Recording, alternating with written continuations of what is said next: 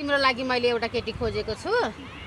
अब तिमीलाई मन पर्छ कि मन पर्दैन त्यो केटीसँग म कुरा चलाउँछु हुन्छ भइहाल्छ नि दिदी ए यो नानी कहाँबाट आइछ ए नानी यता आऊ त किन हो दिदी यहाँ बस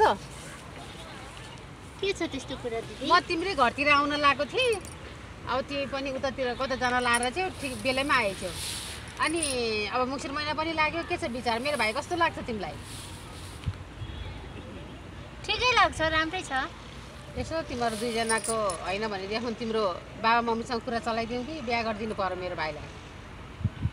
साँच्चै हो र दिदी हो नि अनि तँलाई कस्तो लाग्छ ऊ राम्रै लाग्यो दिदी राम्रै लाग्यो कि जीवन काट्ने तिमीले हो राम्रोसँग कुरा अब के हो वर्ष त बोल होइन अब सबै कुराहरू फाइनल गर उसको मम्मीसँग कुरा गरेर नत्र भने उसँग बिहा गरिदिने कुरा मैले त निर्णय लिइसकेँ भइहाल्छ नानी तिमी पनि केही बोला कस्तो लाग्यो त हुनेवाला भाउजू हुनेवाला भाउजू राम्रै लाग्यो राम्रो तर लाग्यो अब मिलेर चाहिँ बस्नु पर्यो कि बुवा आमालाई सोध्नु पर्यो बुवा आमा अब बिहे गर्नु पर्यो मौसरायो भनेर त्यो गाउँ डुलेर चालेर मात्रै काम छैन नि कि अब मिलेरै उसको काम बाउ गर्नु आमा दिदी भाइ जो भने पनि बाउ आमा सबै मै हो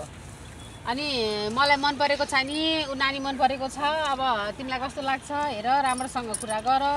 यति होइन भनेदेखि चाहिँ नि तिमी कि विदेश जाऊ कि बिहा गरेर राम्रोसँग घरजम बनाएर बस यस्तो गरेर गाउँ डुल्दै नहिँडेर हुन्छ अब भइहाल्छ नि अब यता मान्यो भने त बिहे गरेर यतै बस्नु पर्ला काम पनि गर्नु पऱ्यो नि डुलेर बिहा गरेर चाहिँ उसलाई के खानिदिनु पऱ्यो लाउन दिनु पऱ्यो अब भोलि पर्सि फेरि पछि बच्चा हुन्छ बच्चालाई पनि हेर्नु पऱ्यो यत्तिकै गाउँ डुलेर त खाना त यतिकै आउँदैन बिहे गरेपछि केही न केही सोचौँला नि भाइ त्यस्तो केही न केही हुँदैन नि भाइ अहिलेदेखिको तिमीले एउटा यसो काम खोजेर त गर्नु पऱ्यो बिहा गरेर सोचौँला भनेर चाहिँ तिमीलाई थपक्क लाएर घरमा तिमीलाई काम दिनु को आउँछ र भन त ल बोल नानी तिमी पनि बिहा गरेपछि सुख दिने हो कि दुःख दिने हो त बिहे गरेपछि त सुखै दिने हो दुःख किन दिने कसरी सुख दिन्छ अहिलेसम्म केही काम छैन लखर लखर लिएर हिँड्नुहुन्छ दिदीले भन्दै हुनुहुन्छ